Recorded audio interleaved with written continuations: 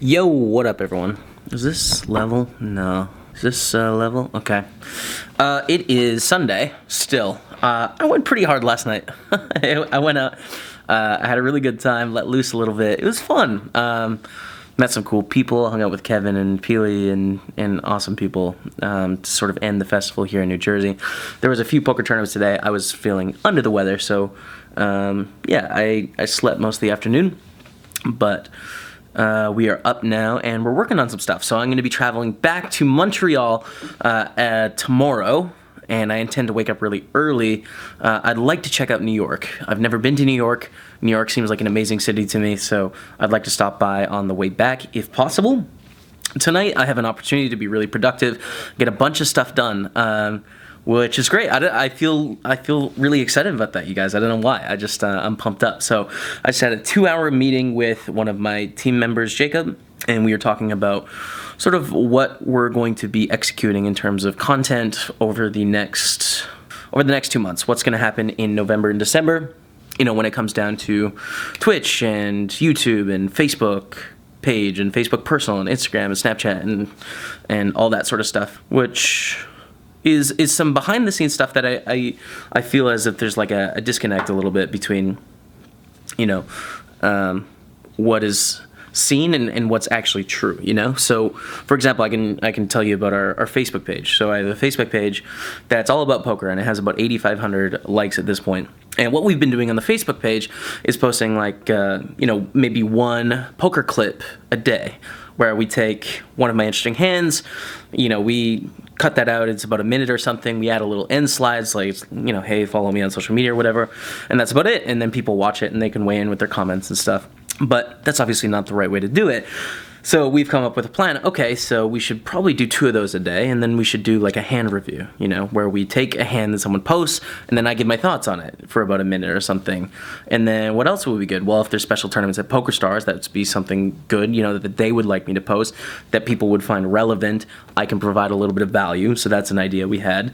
If anyone has a question like bankroll or like, what stake should I play, or general poker question, that's another idea we could do. Promoting the home games, if we have a big home game once a week or something like that. If there's a special series that has a home game schedule, we can put it there. What would you do here? So like a poker scenario where I ask, the page, like, what would you guys do?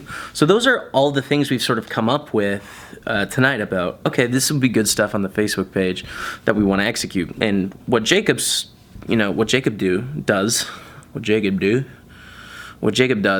is, he's the one that takes all of that content that's been created, and then he puts it up there, and he lets me know what I need to do. So he acts a little bit like a manager as well, letting me know, like, hey, I need this from you to put this up on the page. So I mean, that's one platform, that's one distribution method, is the Facebook page. And of course there's also my personal Facebook, and there's Instagram and Twitch and YouTube and stuff like that. So there's a lot of planning that goes into how you best want to grow the game of poker. That's the whole point, right? Be an ambassador for poker. Let people know that I exist, my Twitch stream exists, that the game of poker is fun, and obviously I make a living from that. But like, the mission overall is, let's grow the game. So we've been working on that sort of stuff, and we have a little bit longer to go, make a calendar and stuff. I'm very, very excited. I think a lot of this stuff slacked after about 8 months of like relatively weak motivation and work ethic. We've solved the core root of that problem, which is the lack of inspiration or the lack of drive has been fixed. And now it's like really fun and exciting to figure out the execution, okay, to get to B, we need to do A, B, C, D, and E, That's the fun part, actually doing it, That's what it's about. That's the climb. The dreamers unite. We've talked about a lot. This is the climb, one day at a time. So yeah, it's kind of a little left field diversion from what we were just talking about. But I was thinking about it. I read most of the comments on the vlogs and the YouTube channel and social media, all that stuff. And sometimes I feel like people are really disappointed in me. And I think disappointed is the right word. Some people are angry, but like, whatever. Most people are just disappointed in that they see me have big goals and then they see me not being able to execute, you know? So like not taking the elementary steps that they feel as if I need to take to get to this goal. So they're like disappointed. And I understand that for sure. But I do think there's like a difference between understanding the theory and then application, you know, being able to apply that. And that's something that I've certainly struggled with when it comes to like health, you know? That's something where I have very clear, irrational parts of my life about me that are difficult to get around. And I don't think that makes me a stupid person. I think lots of people have things in their life that they are irrational about and they really struggle to get, you know, to cope with. And for me, that's always been health, right? So that's an example of people that are relatively good at health, or if they solve their own health problems, you know, it's like, you say you want to get healthy, but then you eat this. Why? You know? I'm just like, yeah, man, I know. Same thing in my Twitch channel when people say, hey, I want to grow a bankroll, but I keep blowing all my money playing 200 NL when I get tilted. Well, to me, that's like, okay, I know how to manage a bankroll. You know, you figure out how much money you have, how much variance you can take, and then you follow the plan. When you don't follow the plan, you're being stupid. Don't do that. Follow the plan, obviously. For me, that's easy, you know? So there's a little bit of a difference between theory and execution, right? And I'm certainly trying to figure out how to execute on all fronts. At the same time, can I just pump myself up a little bit here? Like, a lot of the criticism I get are people feel as if like that I'm like failing on all fronts, you know, that like I'm really, really doing poorly. And I think that's just like not a fair representation. That's not the way that I think about it. I think, you know, two years ago, I was about a week into my first streaming experience. First time I'd ever made something for people to see. First time I'd ever broadcast. And I had, you know, a bankroll of maybe $12,000 or something like that. And I had 200 Twitter followers, right? I was relatively unknown in the poker world. And I'd played 2 $1,000 tournaments in my life. Online and live, I'd played about 3. And now, 2 years later, it's like I've played probably 60 $1,000 tournaments online. And I've learned a ton from those. Even though I haven't won any money, the best I've done in those tournaments is I won $16,000 in the thrill one day. I think it was $16K for like 5th place. But other than that, I've been relatively unsuccessful at the high stakes online. I played the 5K W Cube main event, bricked that. I played like maybe 4 2Ks or something like that. Didn't cash any of those. Live, I've had a top 40 finish in an EPT. Made a deep run in a 5K. That's pretty sick. You know, I played the World Series of Poker main event, which is awesome. I've grown this tool to help the game of poker grow and help my own personal brand from literally 0 to where I am now. I don't know why people feel that way. And I think it just comes from people wanting me to succeed and seeing me say that I want to do things and being unable to execute them.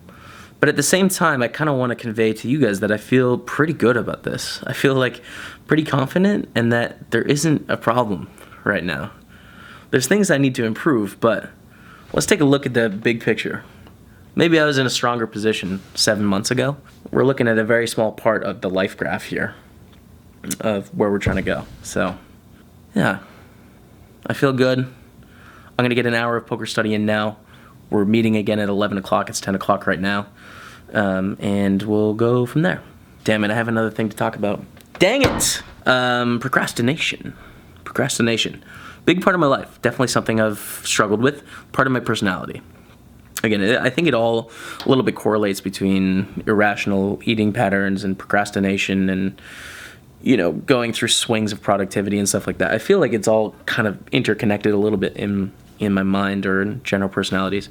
Procrastination is definitely a big part of my life, but there's been times where procrastination hasn't been a problem, and it's not a problem on the things you really want to do, right? Because then you do them. It's the things you don't want to do. So it's like trying to figure out how to hack your brain to do those sort of things. I watched a really good clip with Gary Vaynerchuk, who is a big inspiration in my life, someone I've learned a ton from over the last 2 years about creating content and trying to, you know, doing what you love and going for it and stuff. He has a YouTube channel, check him out. And his clip was about procrastination. And Gary works harder than anyone I've ever seen based on his vlogs. He wakes up and he works for 16 hours, and then he sleeps like 5 hours, and then he wakes up and does it again, you know? Makes time for his family when he can. Someone asked him, like, how much do you procrastinate? And he says, actually a lot. Like, I procrastinate a lot. Whereas there's something here, you know, there's a second level thing that needs to get done. But then the second level thing that needs to get done, I push it back a lot, you know? Push it back, push it back, push it back, push it back, push it back. But the difference between Gary Vaynerchuk and why he's so successful and what he does and what I do and what I have done is that my procrastination has crippled me in the past, you know? I have this thing that I need to do. It's in the back of my mind. It's annoying me. I'm stressed. It's bogging me down. It's like, oh my God, you know? And it's like constantly going further and further. Like my taxes this last year. Incredibly stressful. And it took about 2 months, and it was just like constant stress for 2 months. He doesn't let this moving down thing, which he says is fine, cripple him. He replaces this with other things. So the way he procrastinates is he does more work. He does work before the thing, right? I don't know if that makes any sense. So that's how it was sort of in the beginning for me, is I would have something I wanted to do at the end of the day. Like, okay, there's 15 Facebook messages. And that's not really work, but it's like, it takes time, you know? And I'm sort of exhausted. I've been streaming all day. I don't really want to talk to anyone. But I have to do these 15 messages before I go. So what I would do is I would replace other work before those Facebook messages. And then I would do them as like the last thing, like, okay, there's, like, I can't not do anything anymore. I need to do this. And then go to bed, you know? And that would be how my day was. Over the last, 9 months or so, where there was definitely periods where I was struggling with, anxiety and depression and stuff like that, the procrastination would be crippling. So I would take something that I knew I had to do, and instead of replacing other work, I would shut down. I would just like lose a day, I'd wake up, I know I have this to do, push it off, and then I'd end up watching a TV series and just curling up in a ball on the couch and not thinking about anything and eating terribly and then sleeping as much as possible, So that was sort of the reaction. I'm definitely not in a spot where I feel anxiety or depression at this point, and I haven't for quite a while. But it's getting back to filling those dead times, those times where there's something to do with like other productive things that you're still moving the needle, And this hour is a perfect example of that. I have an hour before my next meeting. That's the thing on my mind. That's sort of the procrastination of like, okay, I have to get this finished. So instead of curling up into a ball until that meeting starts, I'm going to crush other things for the next 55 minutes and then do the meeting. And then you're still moving the needle. You're getting things done. Dreamers unite, man. Come on. That's what it's about. We got big goals. We got big dreams. But this is the climb. We're going to get it done. Let's have a good day. Good night. Let's have a good night, okay? Yo, what's up, everyone? It is now the end of the vlog. It's the morning. I ended up watching some training videos after my meeting and fell asleep and just woke up. It's 9:30. So I will let you know what's happening today in today's vlog. But I am traveling back to Canada. And tomorrow I'm playing at 1100 at Playground Poker Club. So a lot going on over the next 2 days. But that's it for this vlog. Just sort of a chill, I lived in my hotel room for a day. Got a lot done now. It was nice. Till next time. See you later.